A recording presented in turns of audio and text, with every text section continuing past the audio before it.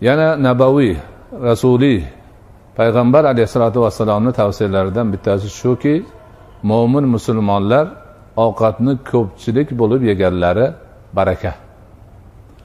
Bittasi u yoqqa qarab, ikkinchisi bu yoqqa qarab, yolg'iz o'zi ovqat yeyishdan ko'ra to'planib yegan yaxshi bo'ladi.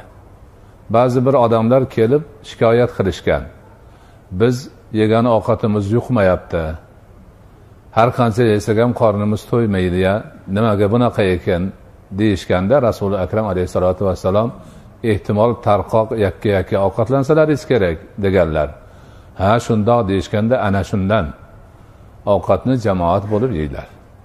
Ya'ni bir oila a'zolari, mahramlar ertalab nonushta qiladigan bo'lsa, hammalari bir dasturxon atrofiga to'planib, jamoat bo'lib, qo'llarini yuvib kelib, ovqatlanishga shaylanishlari ana baraka bo'ladi.